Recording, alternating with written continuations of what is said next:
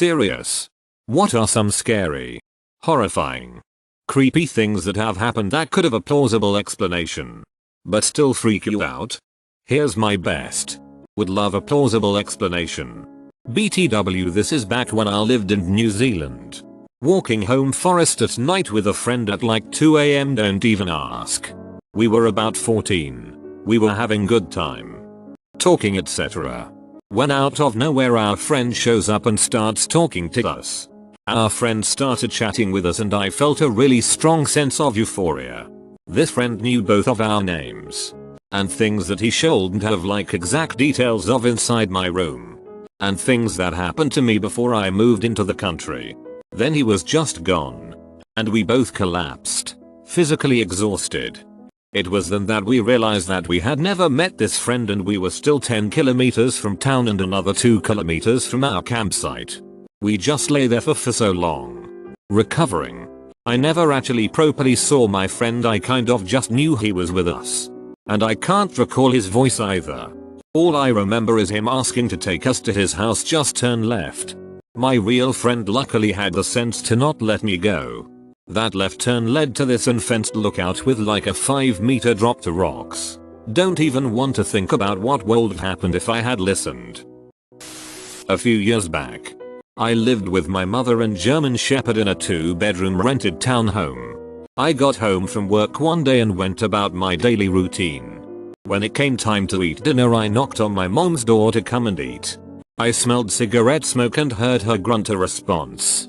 So I went back down and ate alone. I figured I would just put a plate away for her. Fast forward to about 2 AM. I am awoken by someone holding my hand and gently shaking it. I immediately shoot straight up and look around. My dog, who is overly protective and sleeps with me every single night, isn't in bed. She isn't even in the room. She most definitely was on my bed when I went to sleep. I sleep with the bedroom door shut and locked. She is scratching at my closed and locked bedroom door from the hallway. Frantic, I bolt for the door. Let her in and she is searching the whole room. I'm now yelling for my mother. No answer. I force my dog to walk down the hallway with me. I still smell cigarette smoke. I bang on my mom's door. No answer. So I just open it. She isn't even home. The bed is made and her TV is off. My dog and I search the whole entire house.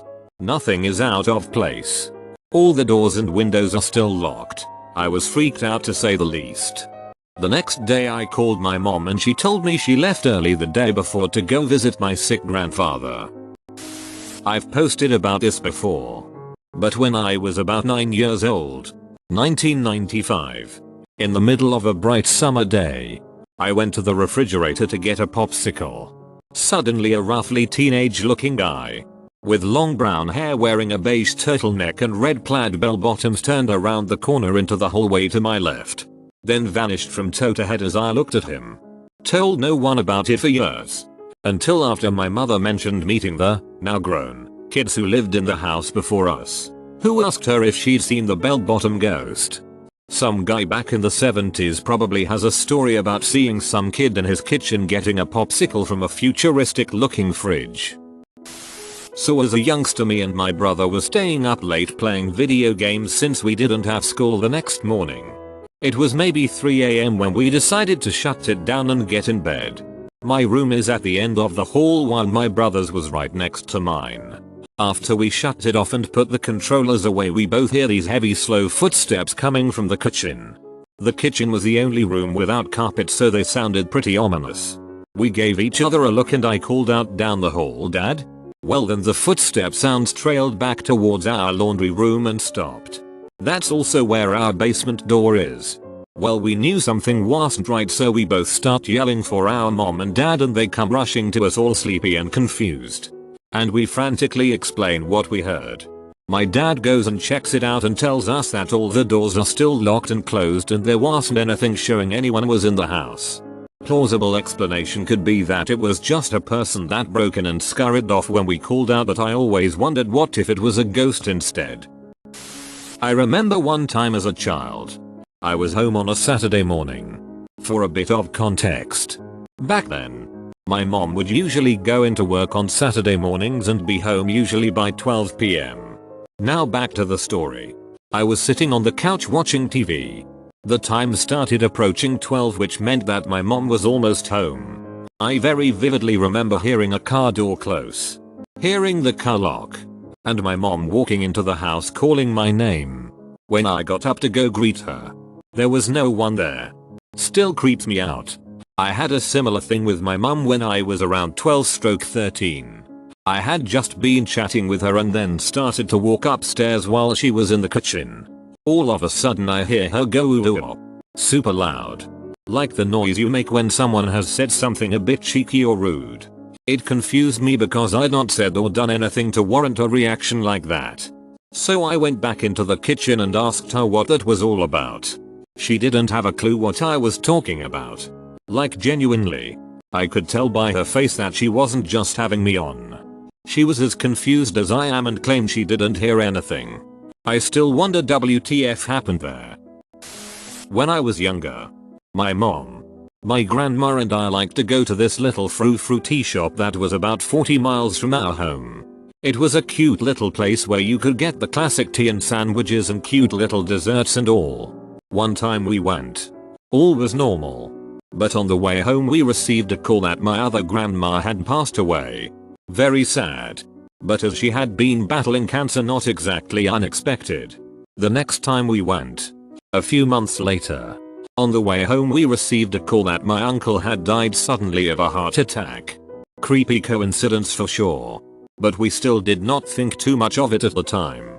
We went back a third time a few months after that, and for the third time on the way home, we received the phone call that someone had died. This time it was my grandpa's brother. We never went back to that tea shop again. Now all of these people were elderly and not exactly in the best of health. So them passing away around the same time was not exactly creepy. But the fact that 3 separate times that we went to this place, 3 people died the same day and we received the calls on the way home, makes me think something about that place was cursed. It has since closed, but I'm still nervous to even go to that area to this day. You ever used one of those sleep apps that records noise while you're sleeping? It's supposed to be so you can hear if you're snoring or talking or whatever. I'm having a hard time sleeping right now, so I turned it on. 3 AM. There's a load of footstep sounds. And sounds like doors and drawers opening and closing. I can hear myself moan close to the phone from time to time. Like I'm dreaming. But there's not any noise of rustling bedsheets to explain sleepwalking or anything. I have a large velvety rug in my bedroom, so there shouldn't be footsteps. Realistically, I have a metal bed frame, so the clicking and knocking sounds are probably the bed frame shifting when I move. But it sounds really like other things. I'm not recording at night anymore. I used to have a penchant for wandering around abandoned buildings when I was in high school. One time a friend and I decided it would be a good idea to explore a farmstead that hadn't been in use for years. The whole experience was really bizarre. The farmstead was accessible by a long gravel road that brought you to a cluster of dilapidated buildings around a central barn. We parked at the end of the gravel road near the turnoff to the main road so we could walk around the property and just pull out quickly later. We went into the barn first and there were deer bones arranged in a circle around the skull and a bunch of blankets and wood stacked in a corner of the room. We thought it was really cultish and weird. Noped out. And started walking back to the car. Halfway down the gravel road we heard crunching, heavy footsteps and someone screeching behind us. Really loud screeching. We sprinted back to my car and tried to peel out of there as fast as possible, but it had snowed the night prior and my back tire was stuck in a puddle of melted snow. My friend was screaming because she was so freaked out but wouldn't turn to look at the path behind us. By the time I had gotten the car unstuck, she turned around to see if there was someone following us and there was no one there. I could have been a bird or something. But we both swear up and down to this day that someone was following us. Context. My grandfather was a truck driver and taught me everything I know about driving. Especially in snow. I used to work at a store and one night, I was closing another store in our chain and we had a snow squall that unexpectedly dropped a few inches of snow in our area. I wasn't very familiar with the area, and I had my mom's car, so I wasn't used to the car either. The snow was still coming down and I couldn't see, so I was creeping home and panicking as I saw cars spinning out all around me. All of a sudden, I saw a light in my passenger side view mirror, and I turned my head, and sitting in the passenger seat, plain as day, I saw my dead grandfather. I heard him say he knew that I wasn't freaked out by a little snow, and then I heard his voice rattling off all the things he taught me about driving in the snow. I looked back towards the road, and then he was gone. It was a calming experience. When I saw him, it was more okay. Pop's here. I'm okay. Instead of OMG you're supposed to be dead WTF. And I stopped panicking and got home without a problem. It was most likely just my brain eyes whatever playing tricks on me to get me to stop panicking. But to this day it still freaks me out. I wish I had an encounter like that. I miss my grandparents.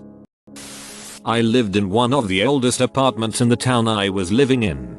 Couldn't sleep one night, but eventually I must have dozed off as I started having an incredibly vivid dream of myself laying in bed, everything the exact same as in reality, except my door opened and a creepy old lady started ominously walking towards me. I woke up and freaked out. I always lock my door, but just to be sure, I went and checked it. It was unlocked.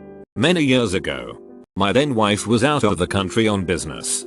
I was sleeping alone in bed, with the bedroom door locked, and all the outside doors locked.